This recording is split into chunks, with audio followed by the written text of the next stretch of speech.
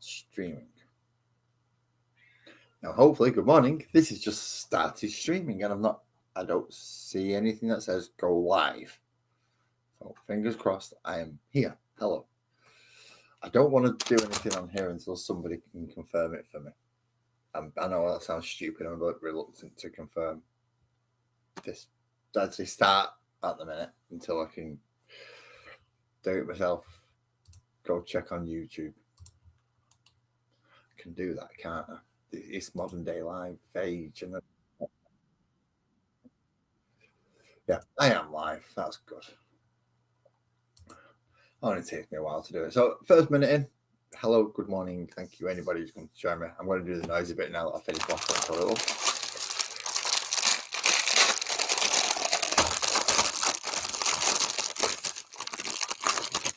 Yeah, noisy bit. So today we are starting a brand new combat patrol army. And they have given us another, them sheets we got with the first issue with lots of squares that they've been telling to use for the practice little mini missions.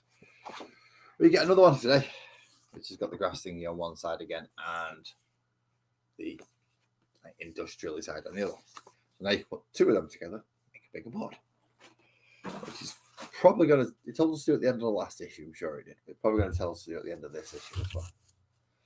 And this one is for an Eldari Farseer, or Eldar Farseer, if for Space Elf Farseer, depending on how old you are. All comes on one little sprue, but again, none of it is push fit, so you're going to need glue.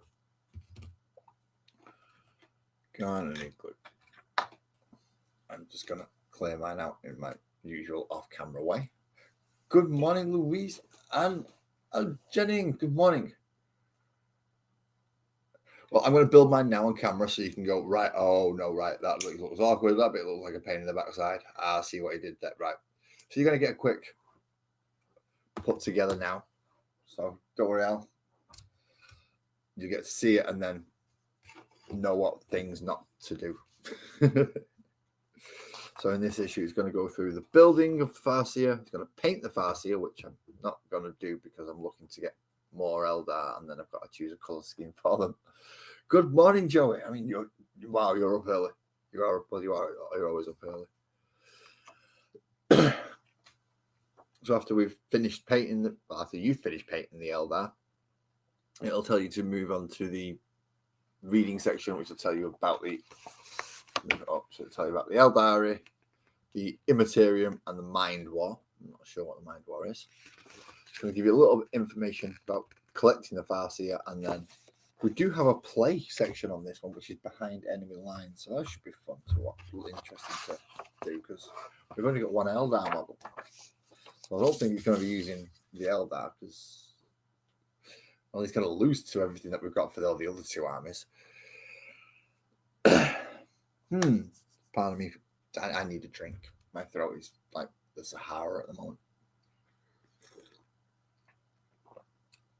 So looking at this bit, we have to put sections 3 and 4 together, then put section 5 on it, and then put section 6 on the back and 7 down the side. What happened to starting with 1 and 2? We were doing so well. No worries else. Yeah, well, it's always good to have a spare. That's how I ended up with. Well, it's not how I ended up with 2 chaplains on a bike. I didn't know I was getting the first one, but I got it before the magazine came out. So I've now got 2 chaplains on a bike. It's great. So let's have a look. See what's section 4. Section 4 is that little bit of dress. I don't know. You can call it a robe if you want. I've just called it a dress.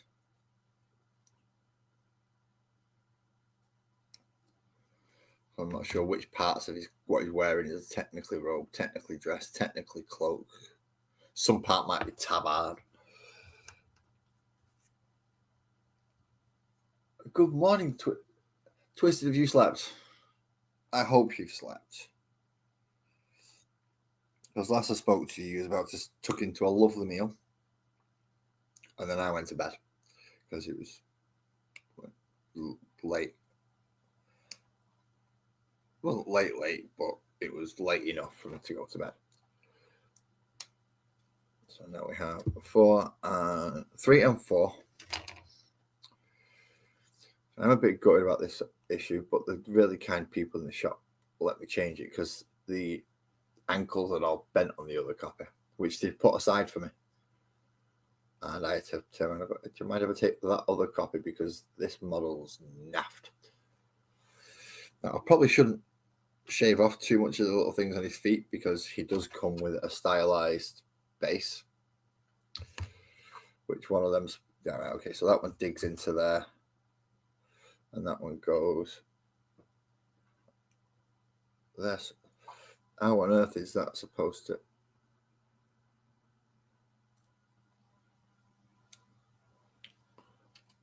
That's supposed to go the other way? No, because that's the shape of his foot. Right, so there must be something else that goes somewhere, and I'm not. That's just blown my. His legs are too wide for the frigging base. That's a good start. Oh well. Moving on. Glue round. Up there. Down there. Down there. Get a said piece.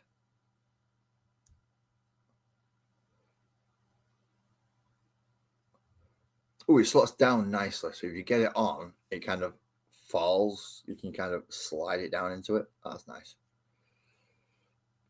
That makes it go into a nice, correct position. I like that. Because if you're going to screw me about with making wrong numbers, at least make them fit together easy.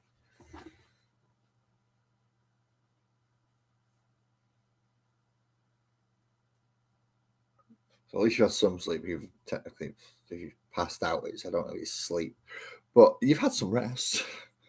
That was good. I had a lot of rest. I've not actually been up. I don't think I've technically been up an hour. And in that hour, I managed to go to the shop and buy the magazine. Then go to the supermarket and get like basic stuff, milk, things like that. And then come back and set my PC up. So I've not actually stopped since I woke up. This is going to be fun because I'm not fully conscious yet. I mean, I'm awake enough that I'm willing to sit there with a pair of clippers in my hand, but yeah, I'm not actually awake properly. So this may become a little bit more fun for you lot to watch as I bumble my way through.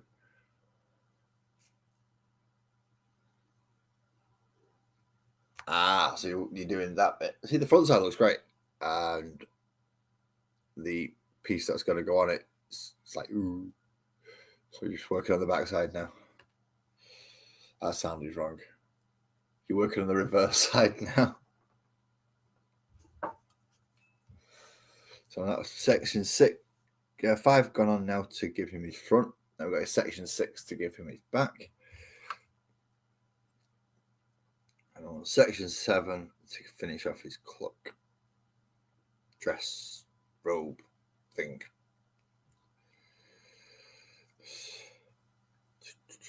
Now this magazine is going to tell you to paint it the Games Workshop colours and way. Again, I don't do that because I'm an awkward finicky bugger. So, it does make things fun for myself, or hard. Just like I was talking to Twist just last night about my latest project and the complications that are starting to arise.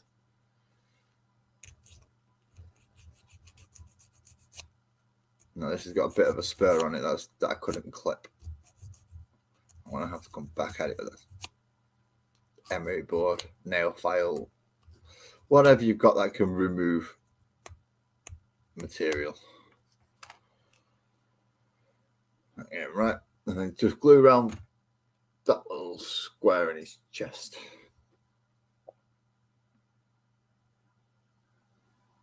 And that should pop on back. Nicely, I said. Not jumping off because you want to go party with your friends or something. There we go. Very fiddly and spindly are the Eldar. gotta say. Yeah. They're not as bad as the Necrons. The Necrons can go get. But, yeah. They are very spindly. Oh, there's an extra section to be glued in on the base. That's why he didn't fit. Silly me. So the base is actually 1 and 2. So 1. And there is no little black base to glue it onto this time. This is the full base. I thought it's usually, because it's usually a little black thing. I was looking for the base in the shop and the one was like, well, there's no bases in that. Eventually I figured out, oh no, right, that must be the full base then. Still swapped it because the Eldar legs were broken, but I made sure I got my decent size legs. Okay, so this little rock is the square bit that goes into that section there, see? So I'm gonna do that.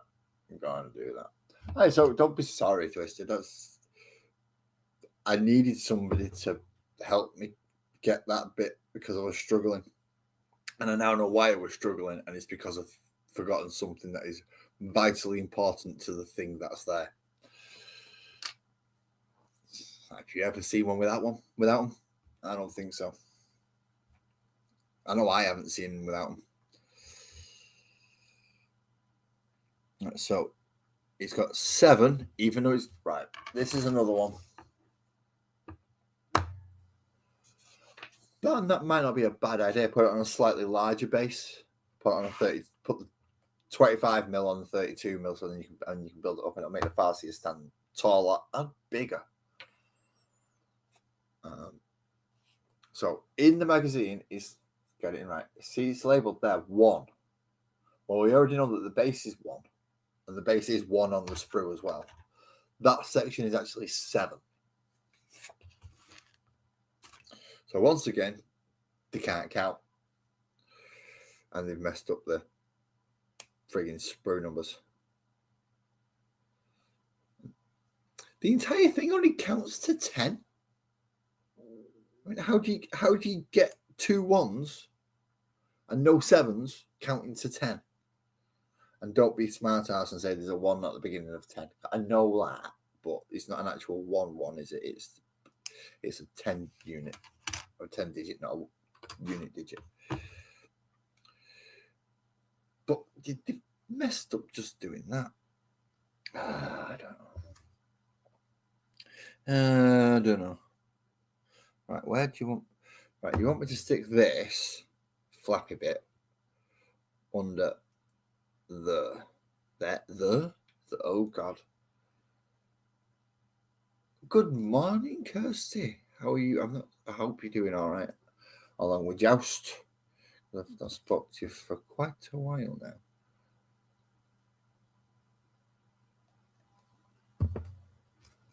So I hope everything is okay down your end. I can't say down your end because you're at the other end of the country. Well, I know I'm in the kind of middle, but you're like down there. Let me get this right. Yeah, most of the people are over there. There's very few people east of me. Well, I say there's very few people east of me. I know Hade's east of me. And a couple of the Europeans that are east of me.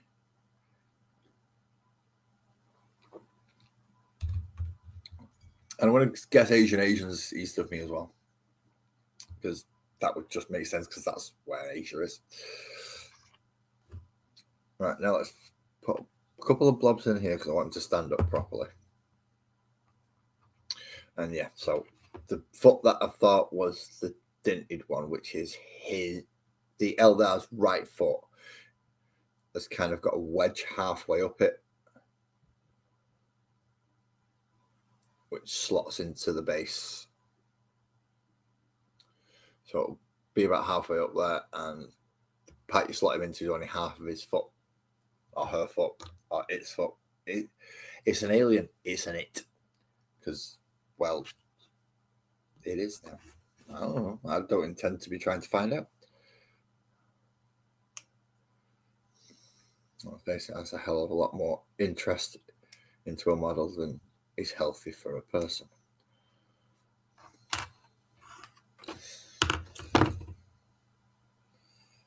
It's very unhealthy for a person to get that obsessed with something like that. So it's a filthy Xenos is what it is. See how easily 40k breaks stuff down into everyone can understand it. What's that? It's a filthy Xenos. What's that? It's an angel of death. What's that? That's cannon fodder for the grinder. See, it's so easy. And we get the spear and we place it in the most awkward place that they could ask us to place it. So it's not actually in any decent position for us to make it stable, and it is flimsy as heck. So we put that on, and then we get his other little hand. Do you like doing the force grip pose? Like the type thing. I don't know why. They just do. So this one's, I've got the Corsair one where he's going like that with the medallion thing dropping down from his hand. And we've got this one where he's going, what's their obsession with Star Wars? They probably don't want to hear that, do they? We're nothing like Star Wars. Yeah, okay.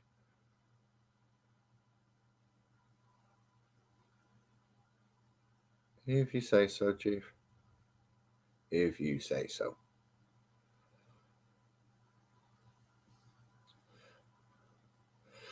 Problem is you can draw a similarity from everything in any sci-fi universe to Warhammer, because it has ripped off every sci-fi trope. No worries, Kirsty. You have a good day, and I hope it all goes well for you, whatever it is that you have planned to do today. And final piece number 10, which is Bonce. Get a bit of his head on.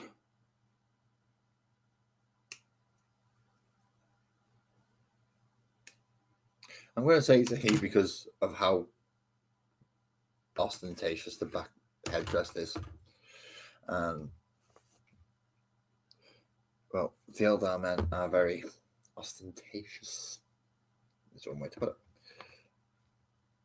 I mean, the women are really, really, really bad, but they actually have boobs on their armor. And I don't see boobs on the armor. So it's a bloke. Well, there we have one Eldar Farseer. Ready for me to try and get more Eldar so I can then paint them.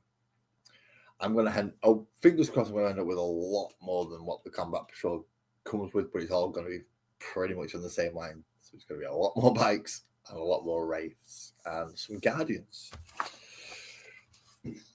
Now, to paint little Farseer chappy, this is how they want you to go about it.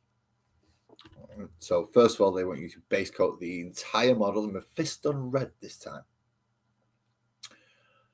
Then they're going to ask you to try and paint Wraithbone over the top of it.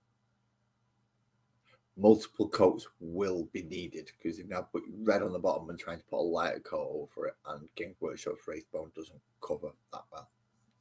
In personal opinion, he's got to take a couple of coats, probably about 3. So Wraithbone, and cover the little, where is he? They also want you to get he's got something strapped to his waist on a little line there. It's got a little bauble on the end. They want you to get that Wraithbone as well. Then go into his face mask. It's going to be black. Any pouches are also going to be black. So a little pouch here, which is probably easy to put out there, and the one running down the side. But we have a lot more paints than that, so I don't know what else they're going to ask us to do next. Nope, so they'll keep it on a pad and black for now. Give him black boots and a black shaft. Paint the handle of his spear black. Choose one set carefully, see. Then go to Corax white. Oh. Then go buy yourself a Pro Acryl white and then go back and do where it says paint Corax white, which is his helmet and his sash round his belly. Now he's going to ask us then, after you've done the sash around his belly and the helmet in a white that actually works. Speaking of my Pro Acryl white, where is my Pro Acryl white? Who's got my Pro Acryl white? I only own 5 Pro Acryl paints. I've got 4 of them in front of me. None of them are the white. I'm not happy about that. But I'll find it later. So once you finish the white bits, which it does there, it's now moving on to Screamer Pink. Now, this is the first time it's using some kind of layer, I think. So it's telling you to do the outside of his robe, cloak in Screamer Pink. But I'm just looking here. How's it done it? No, yeah, they have. They've paid all from basically, they've kept his sleeves red, but he's wearing it kind of like a waistcoat over that. Yeah, he's not doesn't go over his arms. He just does this little bit down here and then floats off into a cloak. See, so just that bit down there, but you leave his actual arms red. So there is a difference. And then they're going to come in with Retributor armor, and this is where your steady hand is going to be really put to the test, or how well you can use the edge of a brush. So, for example, if I was to get a brush, probably not the best one to get, but okay. So what they're going to want you to do is over these sections. I've never got it on camera. Get it right. So he's got some little tiny glyph on his head. So the glyph section, these things that look like ribs that actually aren't on his main body, and the triangle. And then as that extends down past this thing that you painted white, it extends down here. You know, you see all that gold as well. And his little bangly, blingy bits on his wrist.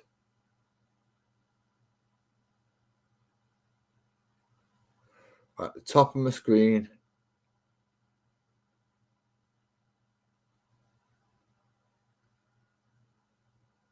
aha! Thank you, Twisted. Yeah, go get yourself one of them and go do the white bits, because Games Workshop one is shit. So what else does he want us to do gold? So it's his bangles. I mean, I've not even put paint on that and it's split again. That is a not behaving itself brush. So both these bangles, and then all the way up to the gem. So from this section at the back behind his hand, the little barbly thing, all the way down to the gem is going to be gold, and this bit's going to be lead belcher. So the tip of the spear is going to be lead belcher.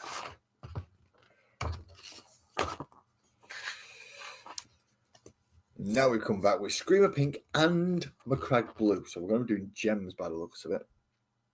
So for Screamer Pink, he's going to want 1 gem in the back here, the big gem on his forehead,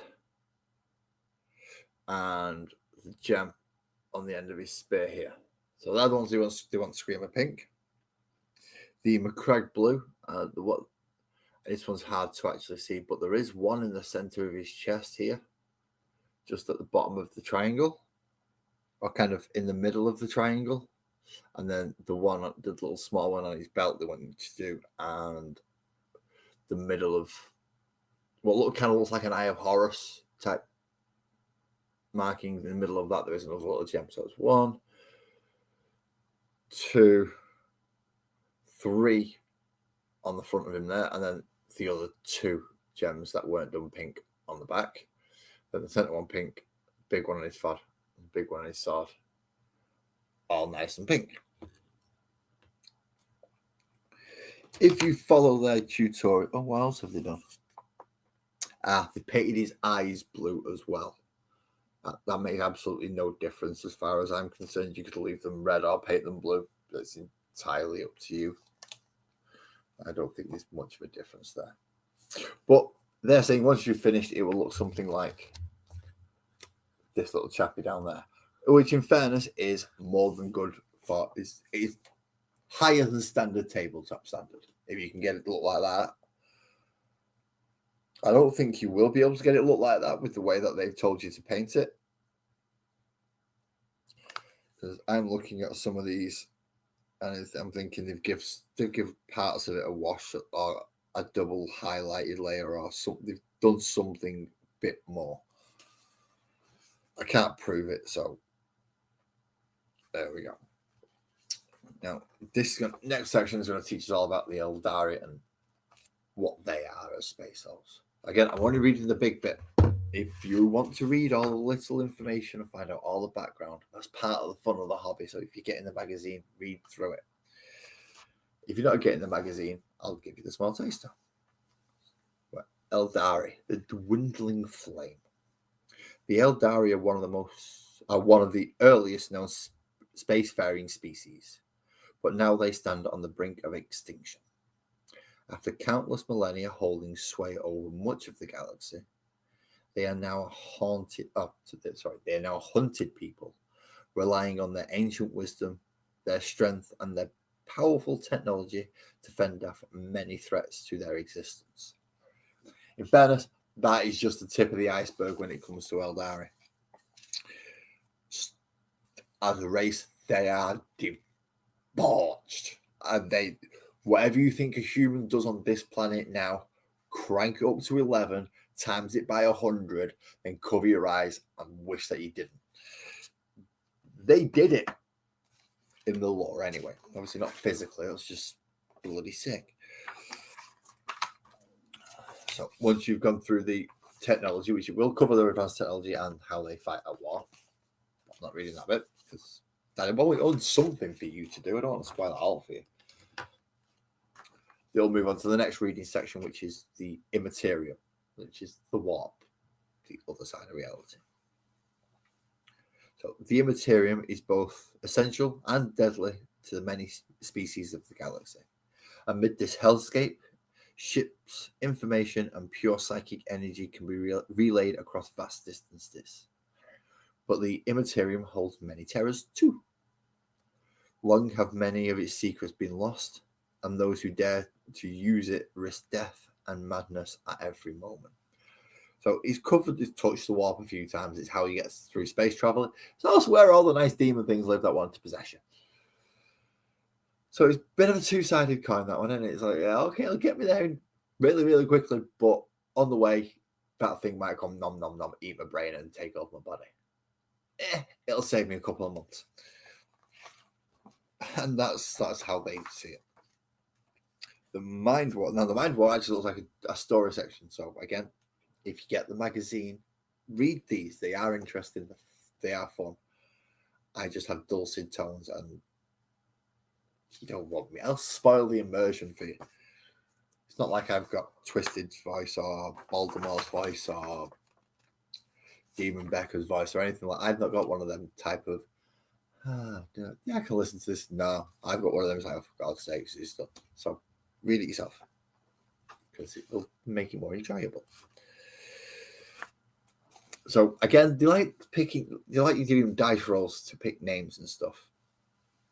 So we get to pick a name and what he's kind of about on this one. So if you roll a 1 or a 2 on your D6, this Farseer is part of the Cross Worlds Vanguard and fights far in the advance of the main force.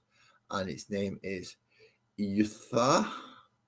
I probably butchered that. Iyurthar.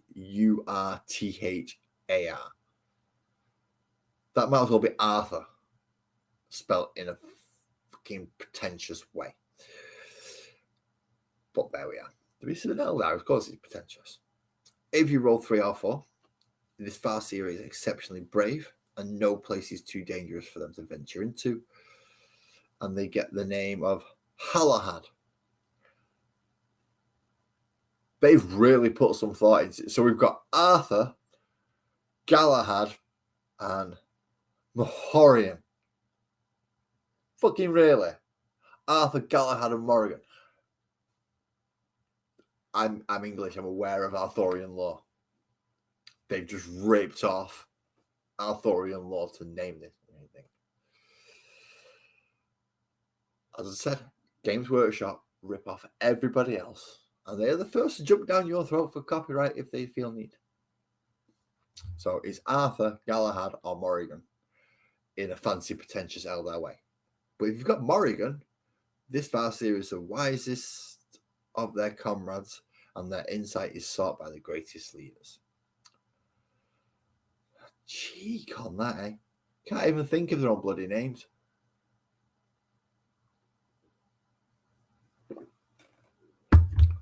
And just to show I'm not going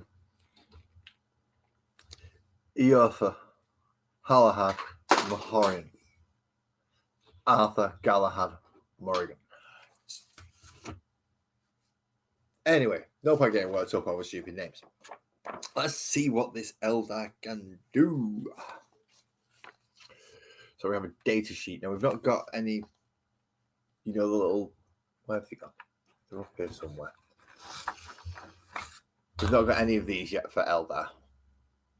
So we do have to go off the data sheet in the book. So it's a 7-inch move. Oh, that's nice. That's a nice, decent move, that.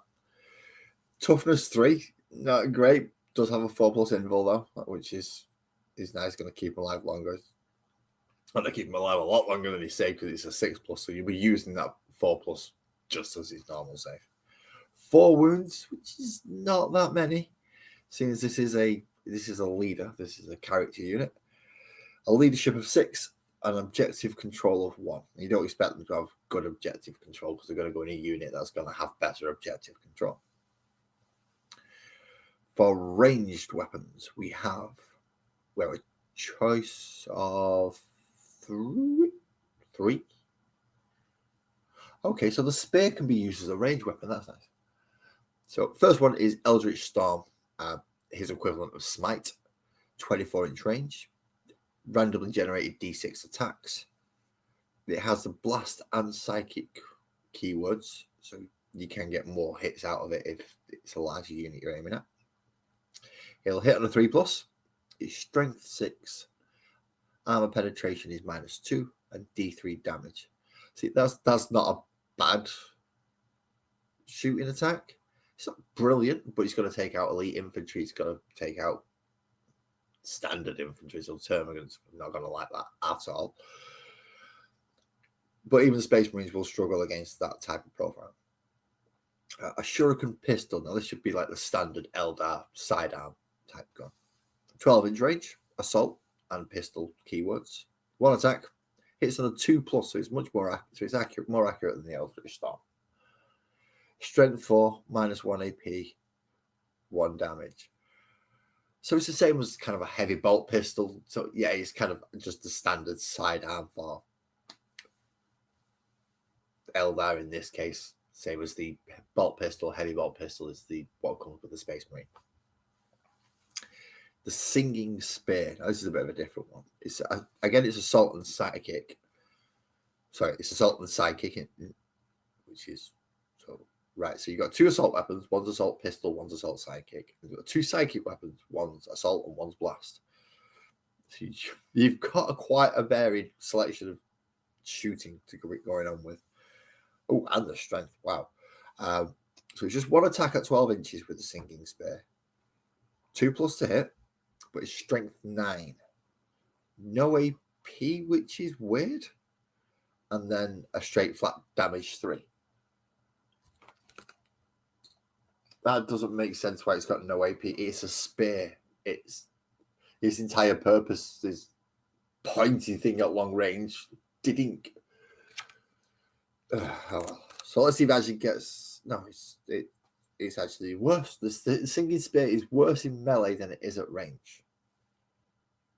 Could somebody explain that to me? How a melee weapon is better at shooting you than being in melee? So you do get an extra attack with it. You get 2 attacks in melee. Sorry, bring it closer. It's 2 attacks in melee. You're hitting on a 2+, but it's only strength 3. No AP. Straight 3 damage, which is great, but he's strength 3. He's got nothing to boost that up for like a lance to get +2 or anything like that on the charge. It's just strength 3 with no AP. That's going to do nothing to termagants. Never mind bloody Space Marines. And Space Marines are the standard thing you really want to be trying to kill. If you can kill a unit of 5 Space Marines in a single round of shooting from a unit, you've got a decent anti-infantry unit there. You take out 10 wounds, decent toughness, decent armor save. That's fine. That sinking spear in melee is gonna do jack diddly squat. It's all right, you're hitting on 2s with your 2 attacks, but you're wounding Space Marines on 5s then. And unless it's got rerolls, so let's have a look at his special rule on here. Fortitude, which is a psychic one. In your command phase, you can roll 1d6. On a 2+, select one Eldari unit within 12 inches of this psyker.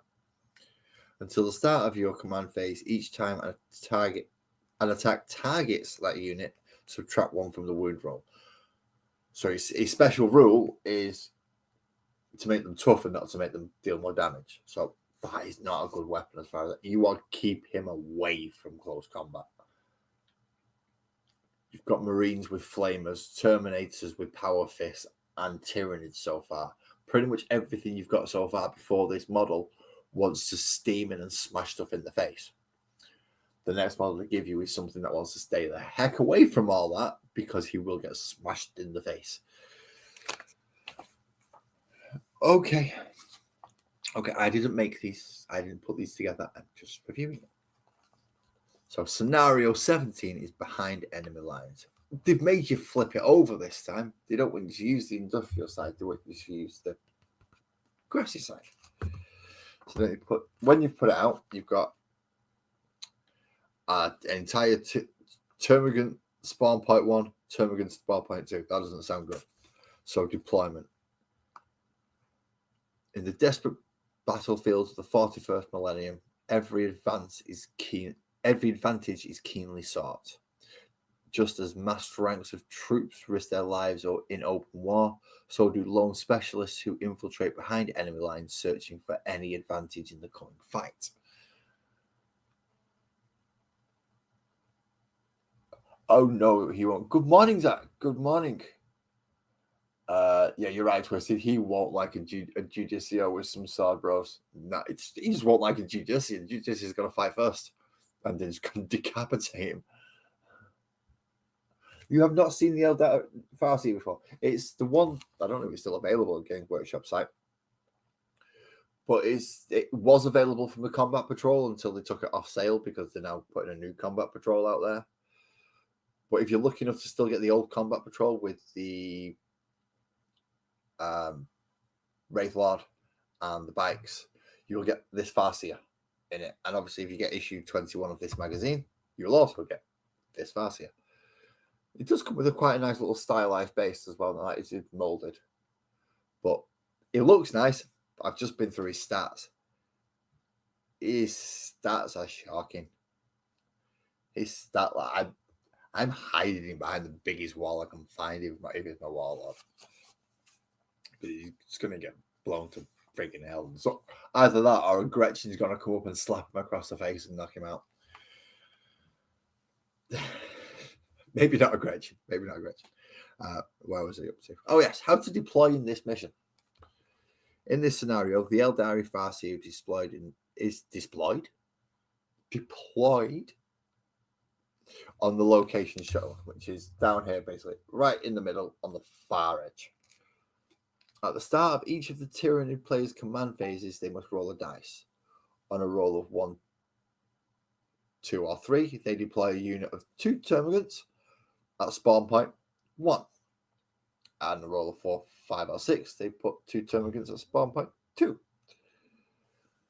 So you're only getting 2 Farseer's got a chance now.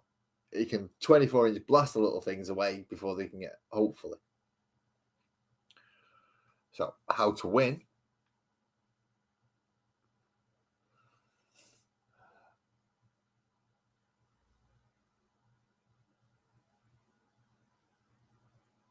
It is a really pretty model. You are right, Zach.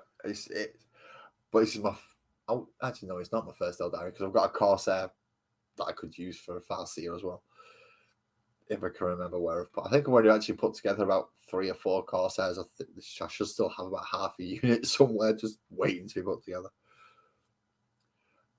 So if the Eldari player begins their command phase within 3 inches of an objective, they have gathered intelligence from that objective. If the Eldari player can gather intelligence from 2 or more objectives, which is 1, 2, 3, so he's getting to number 2 straight away. He's got a 7-inch move, and that's not 7 inches. Probably gets bloody number 1. So if he can get intelligence from 2 or more objectives, and if they can survive to the end of the 4th battle round, then they win. If the Eldari Farseer is killed, then the Tyranids had a nice meal. So you've got to last 4 battle rounds, but you've got to get the intel from 2 or more points as well. Doable, not impossible. If you make the right move, say up to 1 as your first move, and they just happen to spawn at 1, if they don't get a shot at you're moving down and your Eldritch is splanting and getting the second objective quick enough. Now, 24-inch range on your Eldritch Smite is going to be probably the godsend for this fight. You really don't want to be going into melee even against Termagants, because that Farseer's singing spear thing is just shockingly bad. Termagants get a full armor save against it. That should not happen. You're a character model, at least -1. For the Eldar, closing the distance, fine. And for the Termagants, they've all got assault weapons. So they're just going to advance and closing the distance shouldn't be a problem for either, really. I mean, you got your Termagants with is it a 5-inch move or a 6-inch move? I'll have to go have a look. Librarian, Termagant 6-inch move plus another D6, so they're moving a minimum of 7. So they're keeping up with the Eldar standard movement just by advancing. 6-inch move. All right, they've got toughness 3, but he's only hitting about toughness 3 in melee. 1 wound each and a 5+ save, which they get full 5+. And as long as you can get close enough, they also get the Skulking Horror's little extra movement as well. So these are going to be, they're not going to have, as long as you can spawn enough of them and keep them alive, Eldar player is going to be on the back foot. But if he can kill off everything that's spawning as it's spawning, then it's going to be a cakewalk for him. So it all depends how well his shooting goes. And seeing as he's only got 1 attack that does more than 1 shot, and you're spawning 2 Termagants, you're going to have to go with the Eldritch Storm and hope you don't roll a 1 for the attacks, which is the hardest one to hit with. It's going to mince through him. If it hits and wounds, bye-bye little Termagant. And if both hit and both wounds, you might as well take them off, because he's -2 damage, so it takes 5 to a 6, a 6 to and impossible to make. And then it's D3 damage. Your minimum you've got to roll is a 1, and that's all they've got. So the Eldritch Storm is what's going to see the Eldar Farseer through that scenario.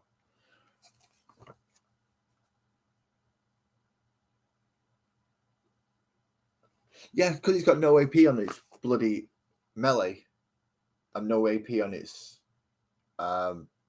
shooting. The Termagants get full armor save against the spear. So the spear is useless. Absolute. Well, it's not useless, but you might as well, if you're going to try anything, smite Eldritch Storm a little, because from 24 inch away, get the -2 AP, which makes a difference, obviously, because it removes all their armor save and they don't have an invul. And it's D3 damage, so it's a shooting match. Unless they can catch him. And if they can catch him, the hitting on 5s, I think. Termagants. 1 attack, hitting on 4s, wounding on 4s, and he's saving on 4s. Because of his invulnerable. It's not a good time to be Eldar in some situations. So it's got to talk us through the exact same thing I've just gone through. So at the beginning of, if he's within 3, he gets it, and he still needs 2 objectives to win. So the movement phase, he moves towards an objective in order to meet the victory conditions. In this case, he moves towards number 2.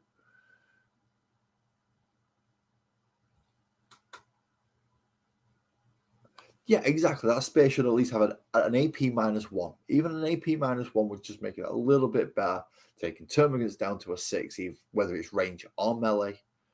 Because it'll give me the option then to shoot it with a spear with a -1 and then charge it with a -1, taking out them 2 termagants in close quarters rather than having to go run away, fry you with whatever this is.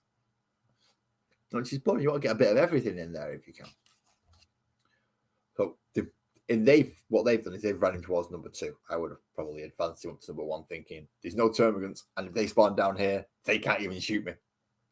So I would have took that risk, hoping that they didn't spawn up there. But they didn't. They moved him to 2 to claim that objective.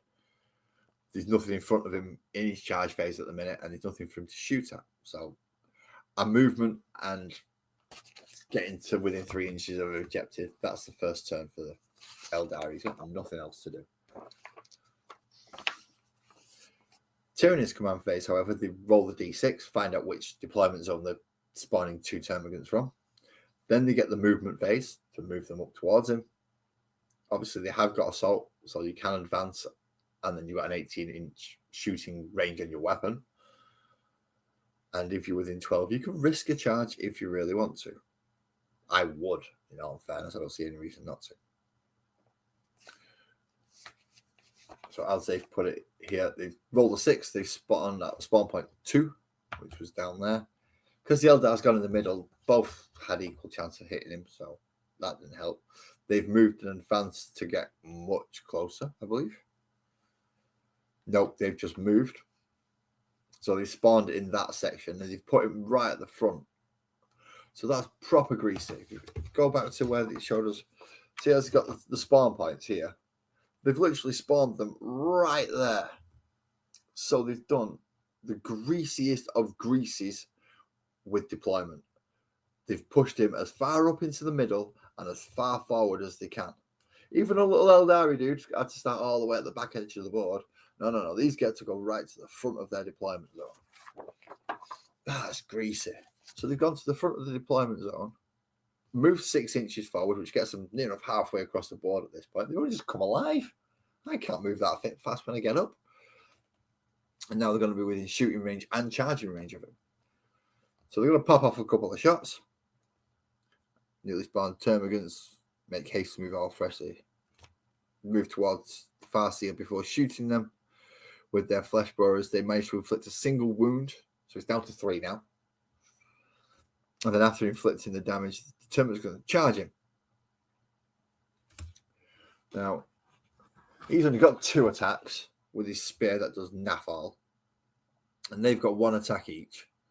But they're going to go first because it's their turn. So it's going to be 2 attacks, 4 to hit, 4 to wound, 4 to save. 1 damage. So he's going to survive with a minimum of 1 health left. If everything goes the Tyrannid's way. If everything goes his way, he's going to take his 2 attacks and wipe them both out. But at the start of the next turn, there's going to be 2 more termagants that are going to be able to do the cheesy, greasy deployment thing. And then try and chip off his last wound. It does sound like it would be a fun little, can the Eldar actually fucking survive for 4 turns? But I don't think he will be able to.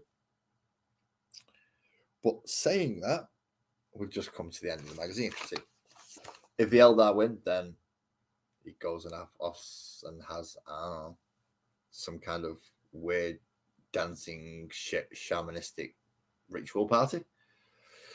And if the Tyranids win, well, they just had a damn good meal. Well, they're gnawing on the bones of an Eldar because there's not much meat. They're skinny little things. There's not much meat there. But they're still getting a meal. Now, this back page has changed. It used to be full of Tyranids and Space Marines. Now it's full of, well, they look like Rangers. They look like Viper bikes. That looks like an Artak, which we're not getting. We've just got... Right. Hachette. Look at me, Hachette. you people that are putting out this magazine. See that model there? That is an Autarch for the Dire Avengers. It is a leader for the Eldar. You are right. I recommend that. The one you have given us is a Farseer. Completely different monkey model. Completely different. Is that like? So why? Because we're not getting the fucking Autarch, are we? We're not going to get this unless they give us Dire Avengers fully, which I don't think they are in this one. I think we're getting Guardians, Wraiths, Bikes, Wraith Lord, and a fucking Farseer, not an Autarch. We will be getting a Mauler or a Forge Fiend, but we get that with... I'm sure we get that towards the end with the World Eaters, even though it is Chaos coming up next. The Terminator's final we're getting. I don't think we're getting Rangers, and I don't think we're getting the Viper jet bikes. I think we're getting the normal Wind Rider jet bikes.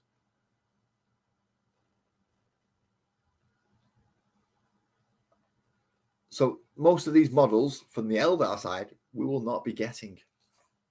We should be getting some of these though. Some of these chaosy ones, which is good. I've already got some of them, but yeah, it is good. And finally, we get to the back page, which is going to tell us the next coming. Do I have an Imperial Guard? No, because he won't sell them to me, but he's not painting them either. They're just sat in his cupboard. No, I don't have any guard at the moment. I can see it happening in the future. I'm going to end up with my friend's guard army, which is about 6 units of standard infantry, 7 Lehman Russes, a Baneblade, heavy weapon squads, a few command squads, some Tempestus Scions, and Taurox Prime, and a few other things that I can't remember at the top of my head. This is somebody else's army I'm trying to do off memory. But if he ever does sell them, then I'm the first place he'll come to.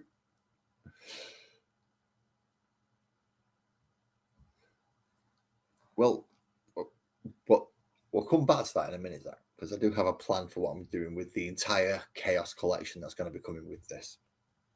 But in the next 3 issues, next issue is going to be one of the not so great value for money ones. We're getting 2 paints, and I know there's going to be some of you that are going to laugh at this. We're getting Avalon Sunset and Catachan Flesh.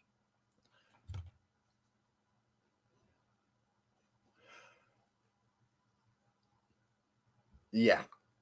Those of you who, if you know why I'm holding this one up, and you're probably laughing your bloody head at me because of that bloody paint. Issues 23 and 24, though. So next week is paints. The next 2 weeks are split over 2 editions. We're going to be getting the Guardian Defenders, which is a basic troop for, well, one of the basic troops for the Eldari.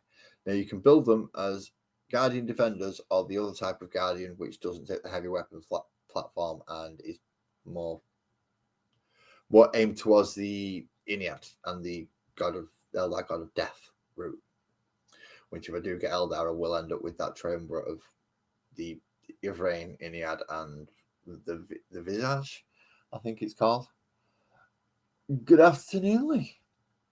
So I could end up with those 3 models, but it'll be a 10 Guardians and a heavy platform that'll come up with issues 23 and 24. Now, going back to the Chaos Marines that we'll be getting overall, because we'll be getting a set of, see, they've even got the Iron Hands watcher, and he's not coming with it. That entire page is just complete bullshit and false advertising. But those we will technically be probably getting, but we're not getting that, and we're not getting them, and we're not getting them, and we're not getting that. So out of all of it, we're getting 1, 2, 3, 4, 5, 6 models out of all the models that were on there. But we will be getting 2 sets of Chaos. We'll be getting Chaos Undivided, which will be coming with as the opposing army for the Eldar. And then towards the end, let me just nip into Discord a moment. And I know it's been put up in here, but it's probably going to be way up. I do have a rough list of model counts, so I'll know what's coming after. There we are. So I should know what's coming round about the same time as others. Why are you telling me to? I don't want to restore stuff. I just want to zoom in. Okay, so we've got the Farseer, then Guardian Defenders. Good chance it's going to be paints after the Defenders. Then it's going to be Wraith Lord and 3 units. Also, 3 issues to take up the Wind Riders. And that'll be most of the Eldar done, apart from the Wraith Guard, which come after the Chaos Undivided. But all the way down at the end, when you end up, just after we get the Imperial Guard, so there you go, we're all right with that one, we get World Eaters. So I intend to turn all my normal Undivided into World Eaters. So it'll be a long time before I get to paint the Chaos Undivided, because I've got to wait till right at the end, like issues. If I'm going to be, issues 81 onwards, because the Mauler Fiend is the last thing you get just before you get the Khorne Berserkers. We do get a Lord on Juggernaut, which is nice. I'm looking forward to the heavy weapons, the field ordnance batteries. They look nice. So there are a few other things that are coming that will be nice.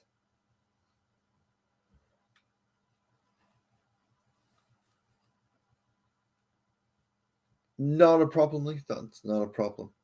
So, yeah, the Eldar, I'm hopefully going to be able to expand to a 2,000 point, extremely fast-moving force, because I'm going to have about 12 bikes by the end of it. I'm just going to have to make sure the Farseer stays with the Wraith Guard, so they function properly. But that is issue 21. Done, dusted. Well, done, dusted for me, because I've not even thought about how I'm going to paint this yet. This color will probably be being used at some point, but it's how much white and blue I use, and then whether or not what other color I put onto it. So I will not be having a red Eldari Farseer. So mine will not look like that by the end. All like that. Mine's going to be white and kind of jade blue. I have to make things awkward. I don't know why. Don't ask me why. My brain just makes me. So that's the end of issue 21.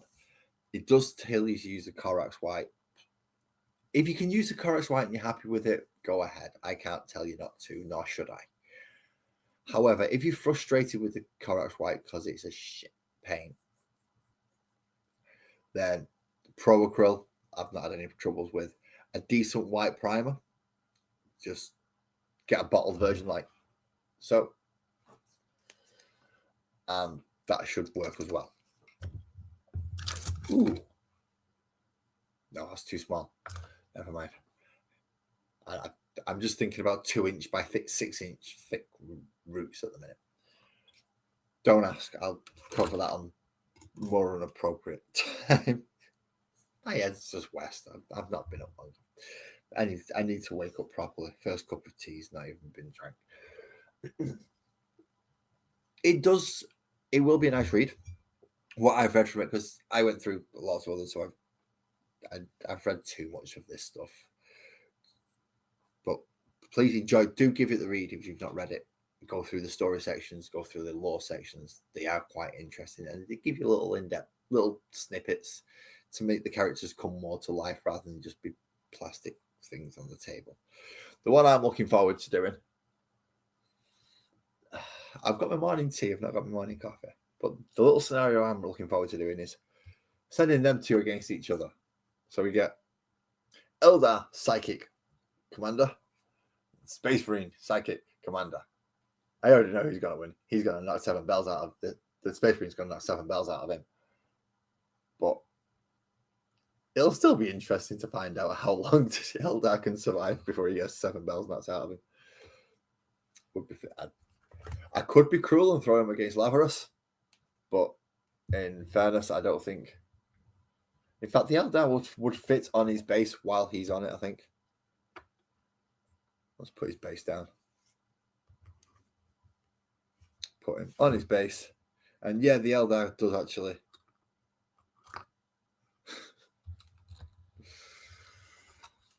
The Eldar fits on his base underneath him. Somebody's gonna get munched in it. So yeah, Lazarus has now set his sights on the Eldari Farseer, so he can go and Tyranids ain't eating him. He is first. That is so dainty. There you go. Just hold on to him for a second, will you? Oh, that's just... Isn't that just adorable?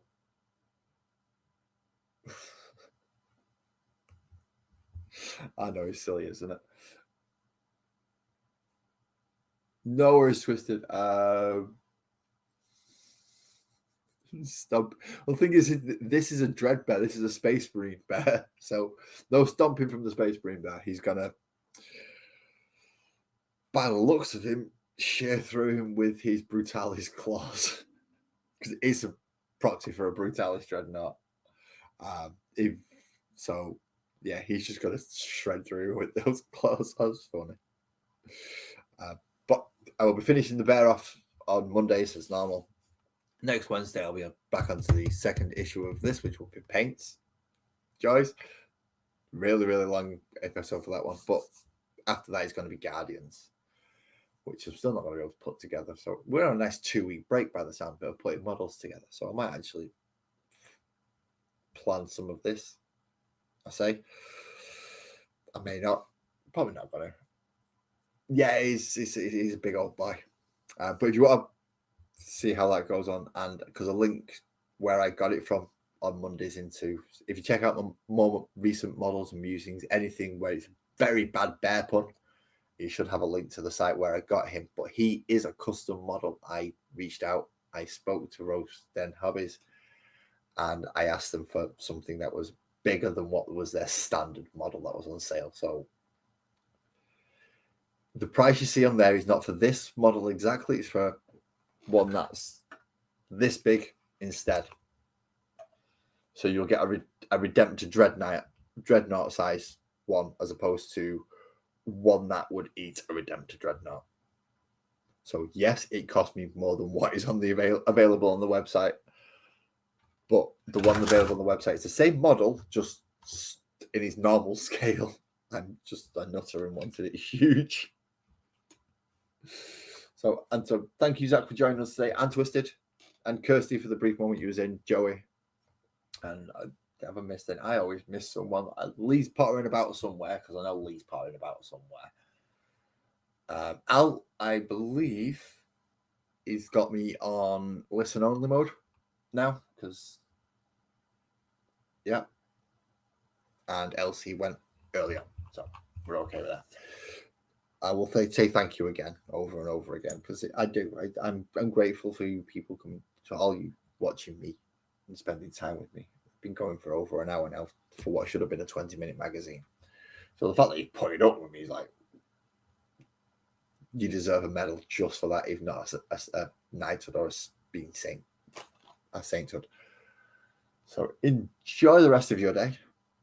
Hopefully, those of you who are getting this magazine are going to have a nice little read, nice little chill, put the model together, realize I'm not following that paint scheme. That makes stupid sense, because I've done it before. I'm going to prime it properly in black and then do things.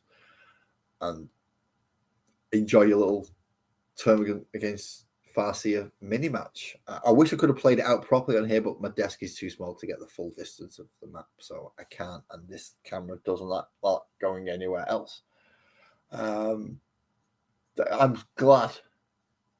I'm glad I made you mine, even if it's just a slightly tiny bit better than. Excellent. I've managed to do something positive in the world, and that's all anyone can really ask for. So thank you for that time, but I really need to go now. I need a week. I'll see you all either Monday at the very latest, I am still trying to plan in an extra stream during the week so I can start this magical world of sparkles and oak. But Twisted will attest to it. It's pickling my head at the moment for dimensions. So it's got to take a bit of more work. But have a good day, everyone. Thank you for coming to join me.